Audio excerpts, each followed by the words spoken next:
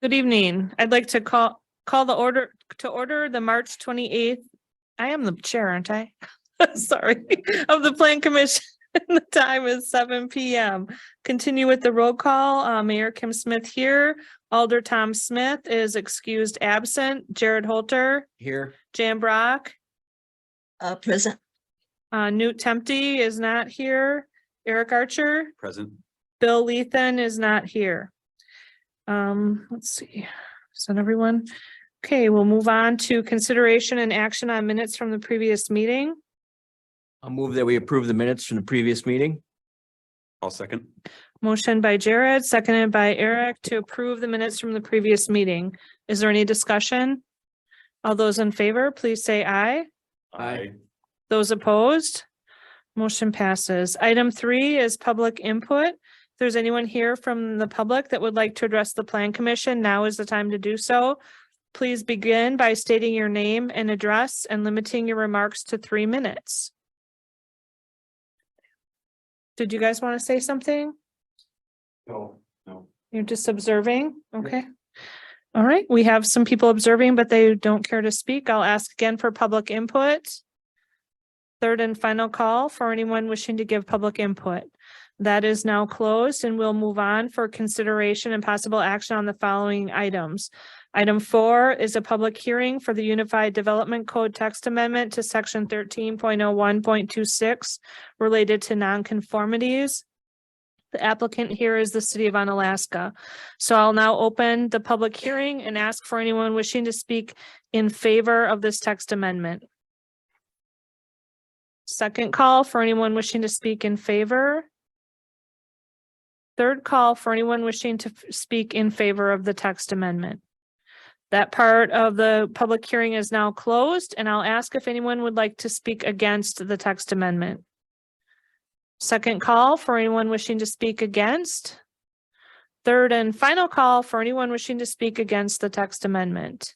The public hearing is now closed, and I'll ask our city planner, Katie Aspenson, to give us a brief recap of this item. Thank you, Mayor. A legal non-conforming use or structure is one that existed at the time of the effective date of our Unified Development Code or any amendments and is not in conformance with today's standards. Wisconsin statutes allow that a person may spend as much as they wish to repair or alter a non-conforming use or structure, which is in contrast to our UDC, which notes a limitation of up to 50% of the assessed value of the structure. Additionally, due to the strictness of our UDC language, any alteration that would occur outside the footprint of the building is not allowed, even if you're able to meet any and all other standards. This restriction severely limits a property owner's ability to continue to reinvest in their property with necessary updates, remodels, and addition. So oftentimes, city staff will have people come to the inspection and planning counter, ask if they can put an addition on or ask if they can do work to the exterior of their home. And if they are considered a non-conforming structure, we have to tell them no, because of the way that our code reads today. So where it notes 13.01.26 nonconformities existing language, this is what we have today.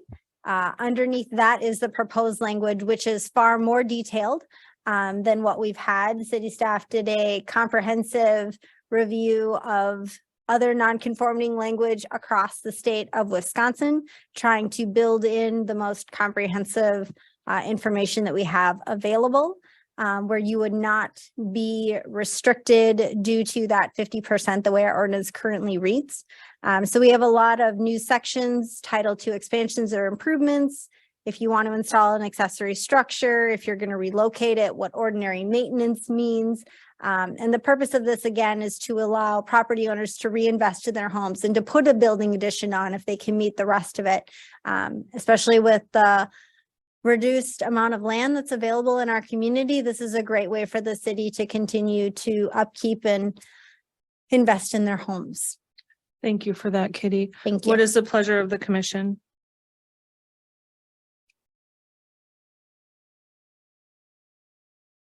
Someone should make a motion so we can get it on the floor. to I'll make a discuss it. I'll make a motion to approve the changes to the 13.0126 relating to nonconformities.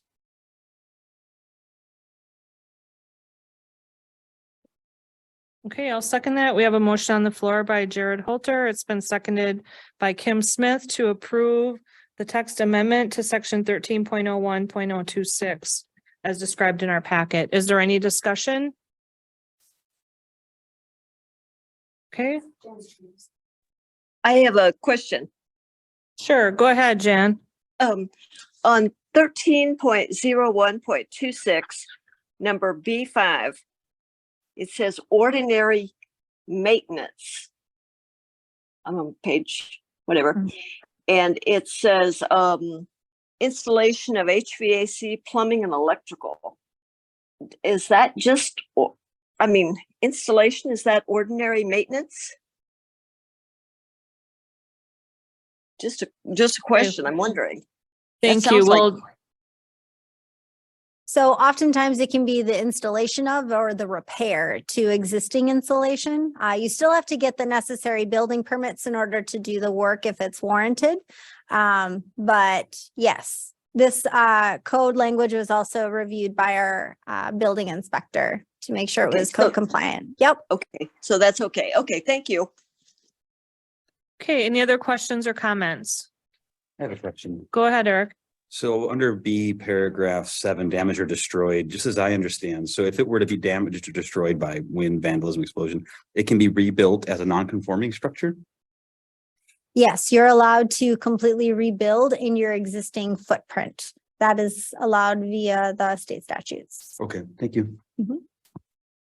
Okay, any other questions or comments? The motion on the floor is to approve. All those in favor, please say aye. Aye. Those opposed say no. Motion passes unanimously. Item 5 is vacation and discontinuance request for a portion of Lauderdale Place cul-de-sac located west and south of 3243, 1109 and 1107 Lauderdale Place in the city of Onalaska.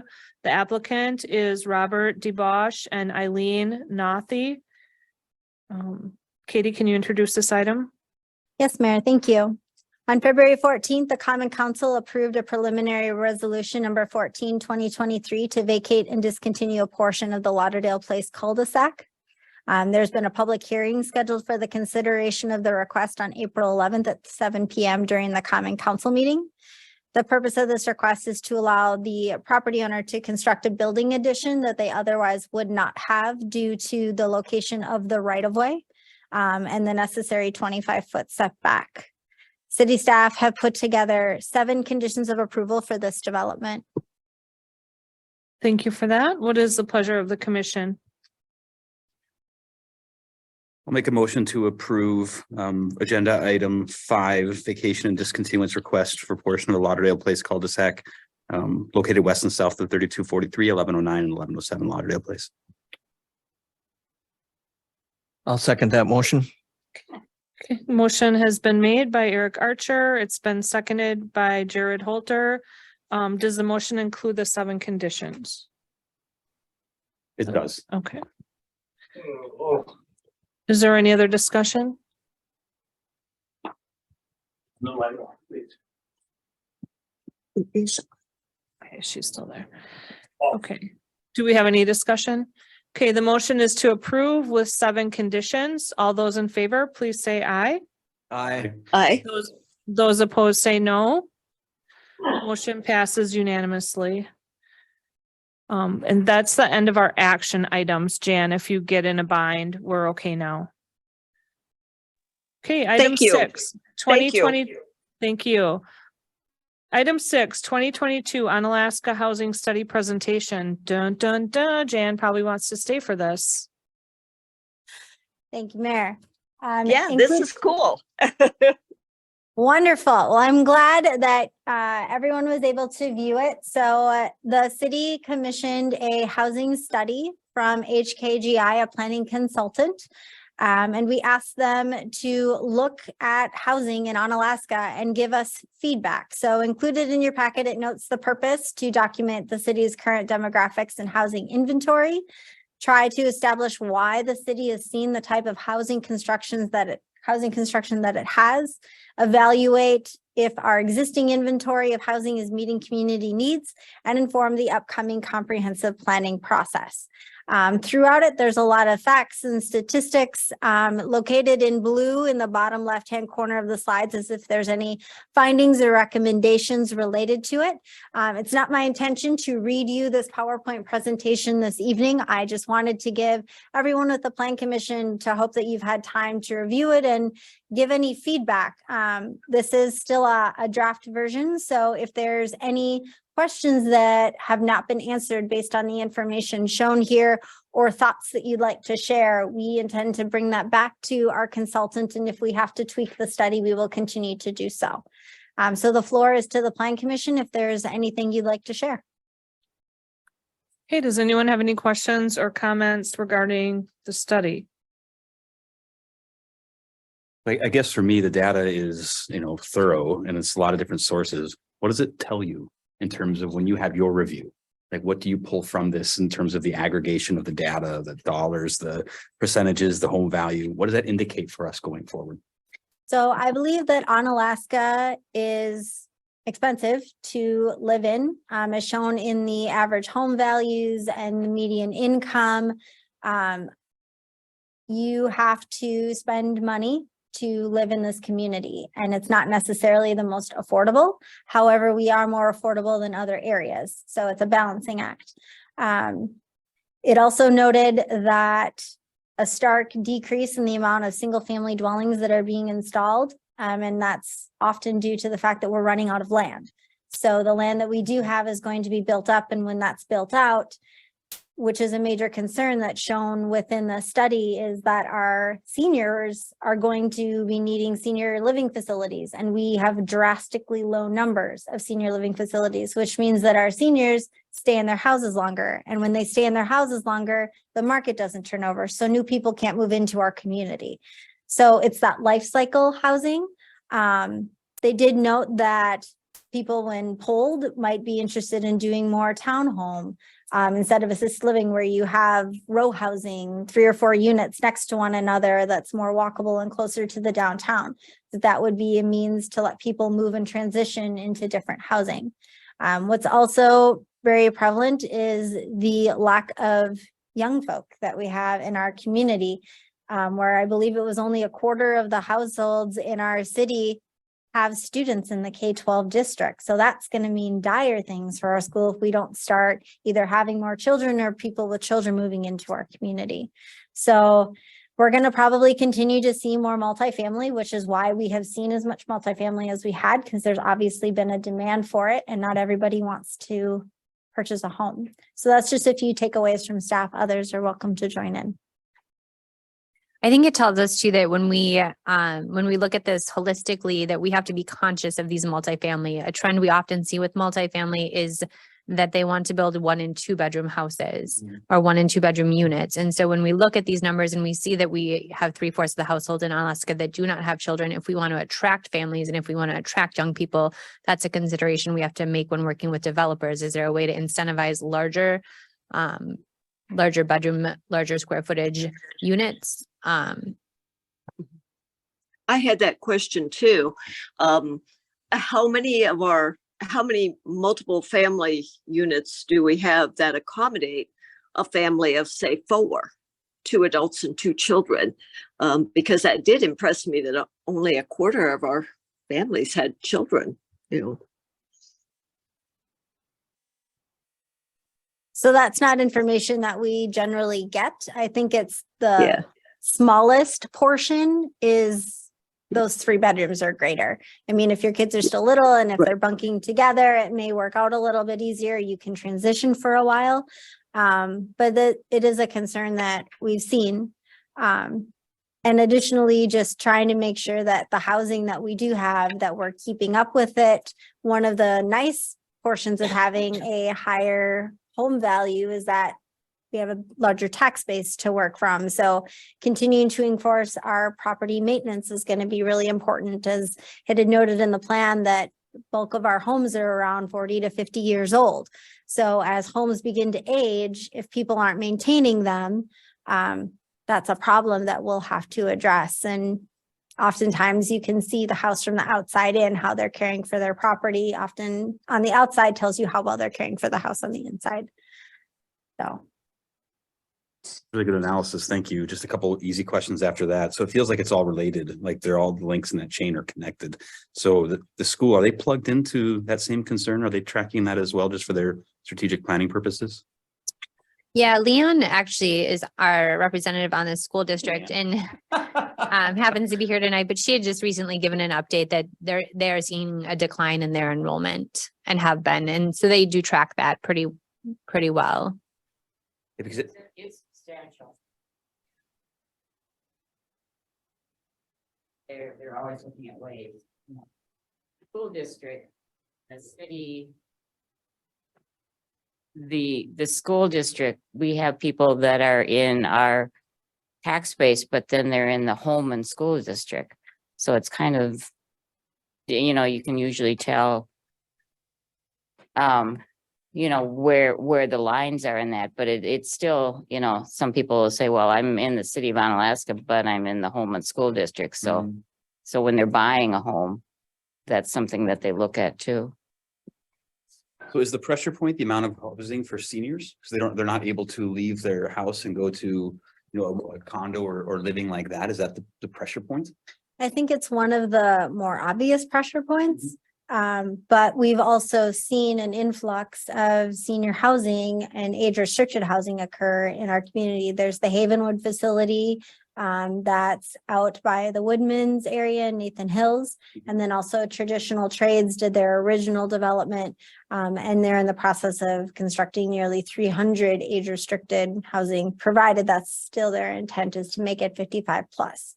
So if that continues to go on that trend, that opens up more houses, but that also doesn't mean there's people from outside our community that are moving into those areas. So not necessarily freeing up. And you also have people that just choose to stay in their house. I mean, that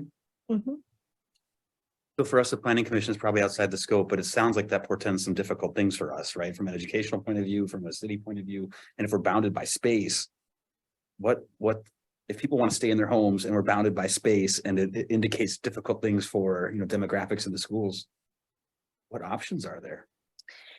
That leads wonderfully into our next topic, which I will attempt to answer briefly with our comprehensive planning process. It's a great tee up for that. Yes. No, it's great. And we'll go into that a little further, what next steps are. Yeah, that's great. Thank you. Mhm. Are there any other questions or thoughts that you'd like shared? Katie, Yes, Jan. just a question on the senior housing. I'm sorry, I've forgotten, and my files are here and we just got home a couple hours ago. But the new units going up on, what is it, North Kinnicoolie Road out by Freightliner? Yes. Are those age restrictions senior or just rentals?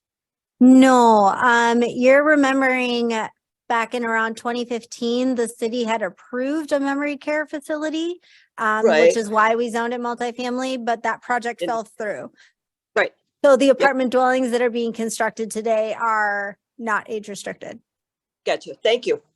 So, Okay, any other questions or comments on the housing study?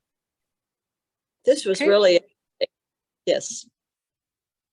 Okay, thank you for your feedback, everyone. Okay, item 7, the 2025 to 2045 Onalaska Comprehensive Plan Update. Katie's baby. Thank you, Mayor. All right, well, as part of your question, Eric, is that this is something that the city has to work on, and it's a big problem. And housing isn't just tied to housing. Housing is tied to access, and it's tied to land use, and it's tied to economic development. And there's a whole slew of issues that are at hand. The city has a comprehensive plan, and we have just selected the Lakota Group to be our consultant to update our 2020 plan. So it'll become the 2025 to 2045 Onalaska's comprehensive plan. So they will look at everything. There are 9 statutory aspects that need to be addressed: transportation, housing, agricultural, natural resources, historic preservation. What am I forgetting? Land use, intergovernmental cooperation, utilities, community facilities, and implementation. So what we're going to be doing is we will be having our long-range planning committee, and this committee will have a plan commissioner assigned to it, which will occur in the next few weeks here. And this long-range planning committee will be the steering committee for the comp plan. But the plan commission will also be heavily involved. So as we're doing public participation, as we're reaching out to the community and giving active updates to the plan commission, we'll always be invited to attend these events and really try to find out what's the pulse of Onalaska, what do we want to be? And this is intended to be a forward, future-looking plan for the next 20 years and how we want to guide development. And as you said, we're running out of space. So a lot of the development that we're going to likely see is going to be either infill development or redevelopment, which can be a sensitive topic because when you redevelop, you're usually removing an existing structure and replacing it with something new. So this is going to be likely a good 12 to 15 month process. So we're hoping to do a kickoff here starting in May, June, and you'll hopefully be seeing all kinds of information and invitations to participate in the development of this plan. And this is one of the questions, the housing chapter in particular, and however it's blended with other elements is what we're going to try and address. What can Onalaska do to best position ourselves to accommodate the housing demands that are found within our community? I would just add, somewhat related, is that this is not a new problem for many of us here. And so we did redo our Unified Development Code back in 2019 with an eye towards this being the biggest problem that we would need to address. And so in doing that, we made it much more redevelopment friendly, much more expansive as far as, having multi-tenant properties, having mixed use districts. We did an entire rezoning of the entire city.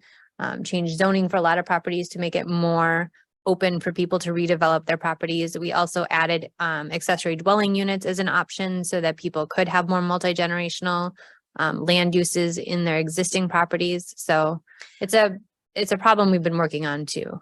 And we also created a new zoning district that we didn't have before that would allow for row housing development anywhere from 1 to 8 units per property, provided you can meet the space requirements. So we're trying to show we have some miscellaneous parcels scattered throughout our community that we tried to pre-zone as that more intensive density to allow that missing middle where people don't necessarily want to go into an apartment. They don't want to be in a condo, but they may want to have just a little tighter density, and you may see more condo associations come out of that.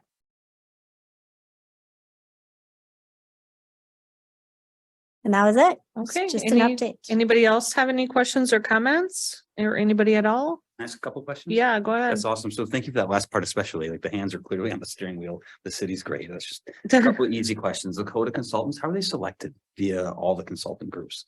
The Lakota group? Mhm. Yep. So we put out a request for proposal in January, and city staff reviewed and narrowed it down to 3 potential consultants. And over the last 2 days, the city staff have completed interviews of those consultants. So Lakota rose to the top and presented really interesting ideas for how they can help move Onalaska forward. Great. And then just the 12 to 15 month process, we might have some good lessons learned from La Crosse and how they've socialized some changes, inclusivity in the front stages of the process. How do we make sure that we include members of the community at the outset? So should redevelopment be, one of the outcomes, is it not a surprise to anybody and engender some difficult feelings on the back end? Absolutely. So the bulk of them all had their timeline starting in about May. And I believe their intent is to try and do as much public participation during the summer months so we can attempt to go to any city events that are occurring. They talked about farmers markets. They talked about pop-up events. reaching out to social groups, cultural groups within the community. And we're going to try and do a lot of that listening and engaging this summer and into the school year. So we can also tap into our school system and try to talk to the students because they're the ones that are here and they're the ones that we want to either retain or to come back if they do choose to go off to school or try something different and come back to Onalaska. So there is heavy emphasis on public participation throughout the entire process, start to finish. Thank you. And then how often are these redone, like the updates to the comprehensive plan?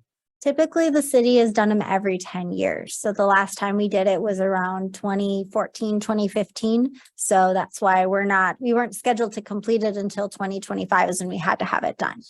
But typically they can take anywhere from 12 to 24 months, depending on the consultant and the timeline. That's a key point for us, all the hard work that's been done to get us here, and then a big decision, a big process here that sets us up for success and hopefully fighting through all these key demographics. It sounds like a huge process then. Mhm. Okay, and then just the last question, I'm sorry, the Long Range Planning Committee, how's that selected? The people that are a part of that, who comprises that group?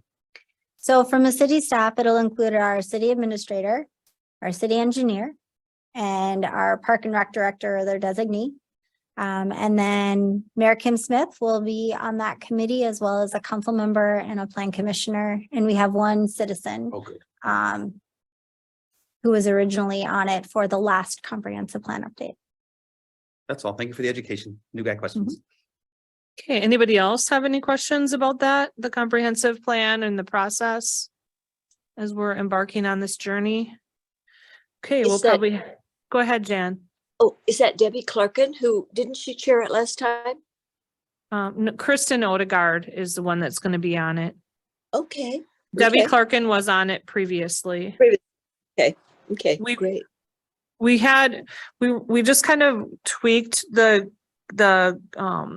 committee composition a bit because we had it like almost all citizens who aren't really involved in a lot of other aspects of our government. So we felt like it would be better to just pull a little bit more heavily on the staff experience as well as to have council representation on it so that we're all for sure on the same page.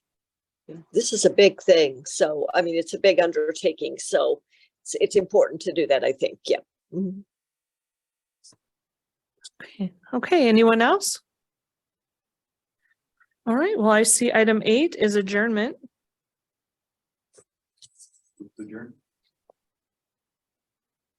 Second. A motion on the floor by Eric Archer. It's been seconded by Jared Holter to adjourn. All those in favor, please say aye. Aye. We are adjourned. The time is 7:30.